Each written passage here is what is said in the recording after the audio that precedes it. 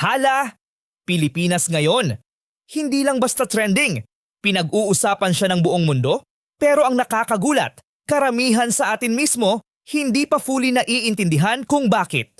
Parang may nararamdaman tayo na may mali, pero hindi natin agad mapinpoint kung ano. Parang biglang bumigat ang lahat, pero saan nga ba nagsimula? Kung iisipin mo, hindi naman ito isang biglaang pangyayari. Unti-unti itong nabuo.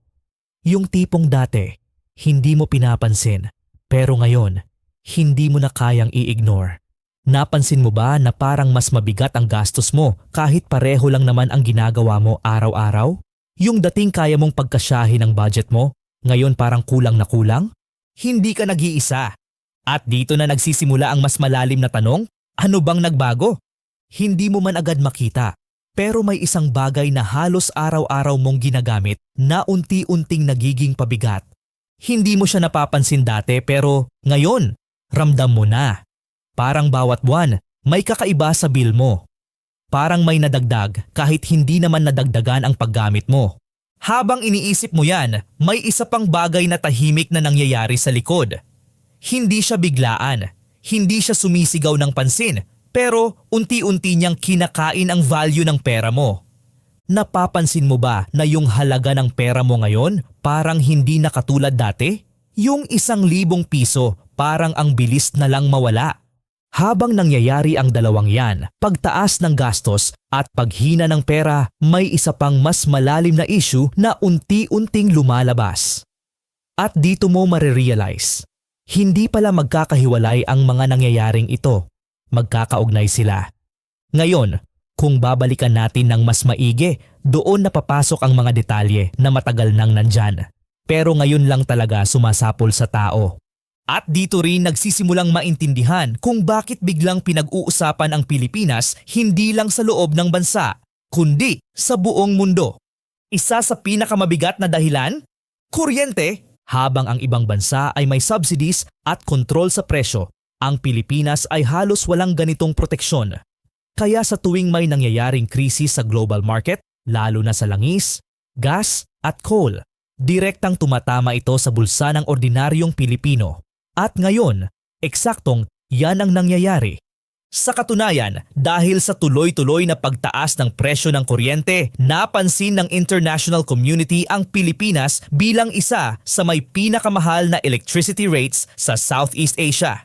Hindi lang yan, dahil sa sobrang taas ng singil, nagiging case study na ang Pilipinas kung paano naaapektuhan ang isang bansa kapag ang sistema ng kuryente ay heavily dependent sa imported fuel at privatized structure.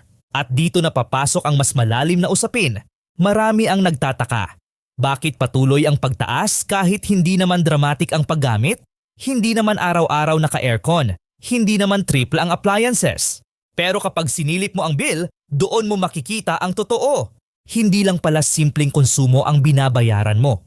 May generation charge kung saan binibili ang kuryente mula sa mga power plants. May transmission charge para dalhin ito sa iba't ibang lugar. May distribution charge para makarating ito sa bahay mo. At may system loss. Kahit yung nawawala sa proseso, binabayaran mo pa rin. At ang mas nakakagulat, karamihan sa mga charges na ito ay pass-through. Ibig sabihin, hindi ito sinasalo ng kumpanya. Diretso itong ipinapasa sa consumer. Kaya kahit bumaba o tumaas ang presyo sa global market, ang epekto nito ay halos automatic at ikaw ang sasalo. Ngayon, idagdag mo pa ang isang mas malaking katotohanan. Ang sistema ng kuryente sa Pilipinas ay hindi na kontrolado ng iisang gobyerno. Matagal na itong hinati-hati at ipinasa sa private sector matapos ang EPIRA noong 2001. Ang dating serbisyo, naging industriya. Ang dating kontrolado, naging negosyo. At dito lalong lumakas ang papel ng mga kumpanya tulad ng Meralco. Sa ganitong sistema, bawat bahagi, generasyon, transmission, distribution, may kanya-kanyang kita. At kapag pinagsama-sama mo ang lahat ng ito, makikita mo kung bakit kahit maliit na galaw sa global presyo, malaki ang epekto sa bill mo. Hindi lang yan, dahil sa kakulangan ng supply at pagdepende sa imported fuel, nagkakaroon pa ng power alerts at brownouts na umaabot sa daan-daang libong households. At habang nangyayari ang lahat ng ito sa loob ng bansa, may isa pang bagay na napapansin ng mundo. Unti-unting nag-a-adjust ang mga Pilipino. Marami ang nag-i-install ng solar panels para makatakas sa mataas na singil. At dahil dito, ang Pilipinas ngayon ang isa sa pinakamabilis gumastos sa solar energy sa buong mundo. Ibig sabihin, hindi lang ito simpleng problema ng presyo. Ito ay isang sistema na ngayon ay sinusuri, pinag-uusapan at binabantayan ng buong mundo. At sa dulo ng lahat ng ito, kahit gaano pa ito kakomplikado, iisa lang ang malinaw. Habang ang mundo ay nanonood at nag-aaral, ikaw ang nagbabayad. Habang abala ang lahat sa pagtaas ng kuryente, may isa pang mas tahimik na nangyayari. Pero ito mismo ang isa sa mga dahilan kung bakit biglang napapatingin ang mundo sa Pilipinas ngayon. Ang unti-unting paghina ng pera. Hindi ito agad napapansin. Walang bigla ang anunsyo. Walang dramatic na pagbabago sa isang gabi. Pero kung mapapansin mo, parang bawat buwan, pakonti ng pakonti ang nabibili ng pera mo. Pareho lang naman ang sweldo, pareho lang ang binibili. Pero bakit parang kulang na? Ang sagot, hindi sa paggastos mo. Nasa value ng pera mo.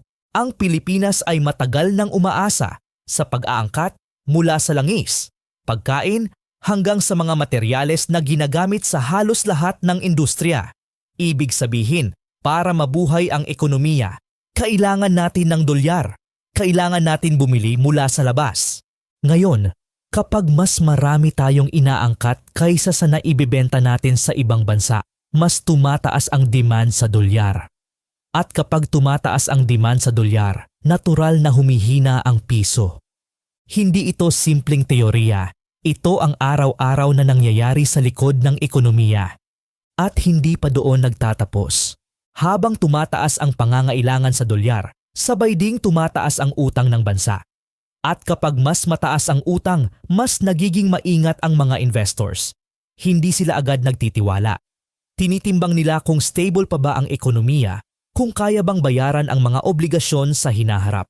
At kapag may pag-aalinlangan, may kasunod itong aksyon. Unti-unti silang umaalis. Ibinabalik nila ang kanilang pera sa mas matatag na merkado.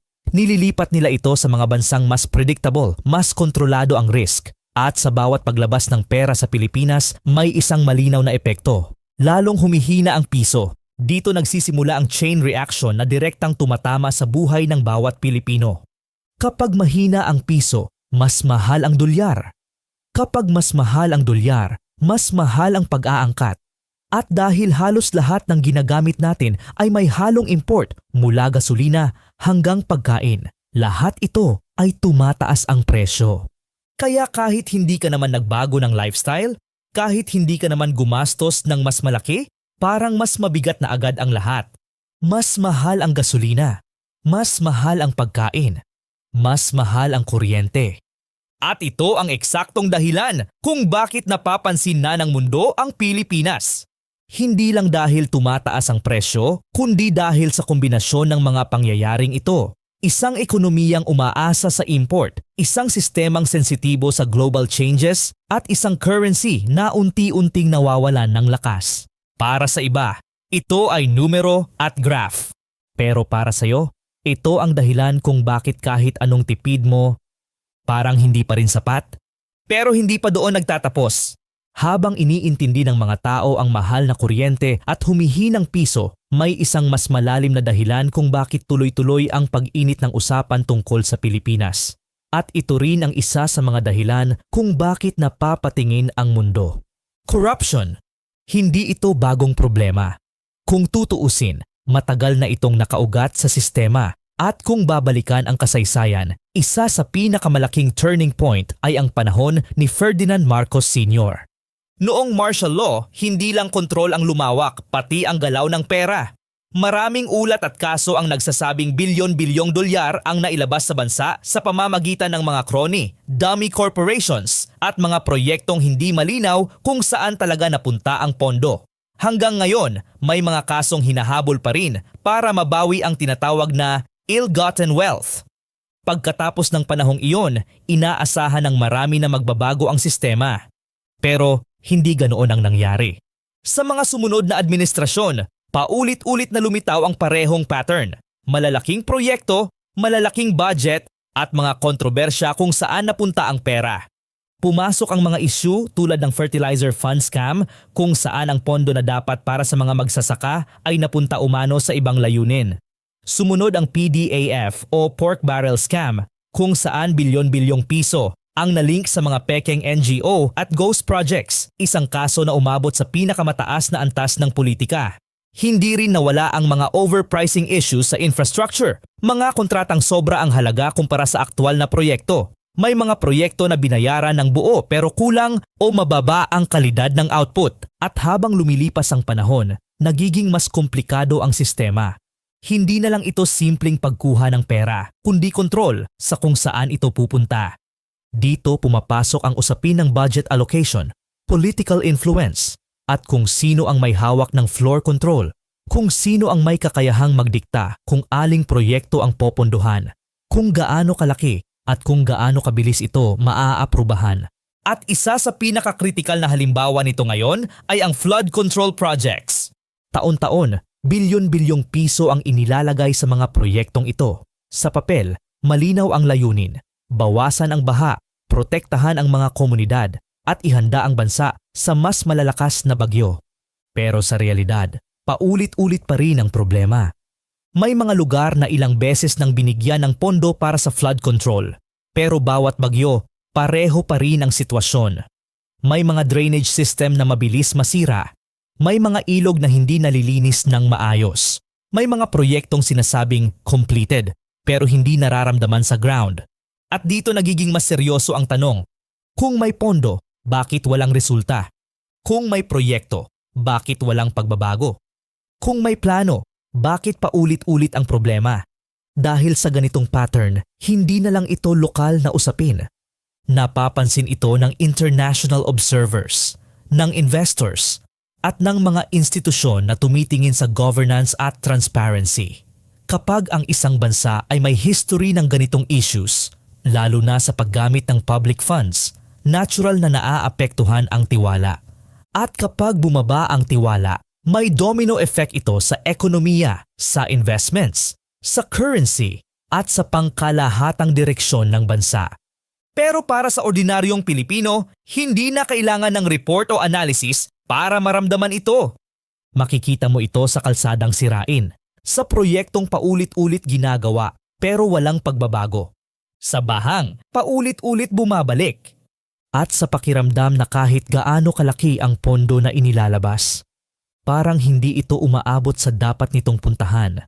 Ngayon, kung pagsasamahin mo ang lahat, mataas na singil sa kuryente, ang unti-unting paghina ng piso at ang malalalim na issue sa loob ng sistema, doon mo unti-unting makikita ang mas malaking larawan. At dito mo maiintindihan kung bakit hindi lang basta trending ang Pilipinas ngayon. Hindi ito dahil sa isang viral video. Hindi ito dahil sa isang balita. At lalong hindi ito aksidente. Ito ay resulta ng mga bagay na matagal nang nabubuo sa ilalim. Mga problemang hindi agad napapansin, pero tuloy-tuloy na lumalaki sa paglipas ng panahon. Isipin mo, habang tumataas ang presyo ng kuryente, direktang naaapektuhan ang negosyo, ang trabaho, at ang pang-araw-araw na buhay. Habang humihina ang piso, mas nagiging mahal ang lahat, mula sa pagkain hanggang sa gasolina. At habang may mga issue sa paggamit ng pondo at direksyon ng sistema, mas nagiging mabagal ang tunay na pag-unlad. Kapag pinagsama-sama mo ang mga ito, hindi na ito simpleng problema. Isa na itong pattern. Isang chain reaction na hindi lang lokal ang epekto, kundi napapansin na rin ng ibang bansa, ng mga investors, at ng mga taong nagmamasid kung saan papunta ang Pilipinas. At dito nagiging malinaw kung bakit ito trending sa buong mundo. Hindi dahil perpekto ang sitwasyon, kundi dahil critical na. Para sa iba, ang Pilipinas ay isang case study. Isang bansang nagpapakita kung paano nagsasama-sama ang mataas na gastos, mahinang currency at mga structural issues sa governance. Para sa mga investors, ito ay tanong ng risk at opportunity. Pero para sa ordinaryong Pilipino, Ito ang realidad na hindi na pwedeng i-ignore. Dahil sa dulo ng lahat ng ito, hindi lang ito tungkol sa ekonomiya. Hindi lang ito tungkol sa politika. Ito ay tungkol sa direksyon ng bansa. At ngayon, mas malinaw na kaysa dati na may mga bagay na kailangang pag-usapan, kailangang maintindihan, at kailangang bantayan. Kaya ang tanong ngayon, hindi na kung bakit trending ang Pilipinas, kundi kung hanggang kailan ito magpapatuloy. At ano ang susunod na mangyayari? Dahil kung hindi mo ito maiintindihan ngayon, baka mahuli ka sa kung ano ang darating. Kung gusto mong mas maintindihan ang mga ganitong usapin, yung mga hindi agad ipinapaliwanag pero direktang nakakaapekto sa buhay mo, siguraduhing nakasubscribe ka at naka-on ang notifications. Dahil sa mga susunod na videos, mas lalalim pa tayo. At mas marami pang katotohanan ang lalabas.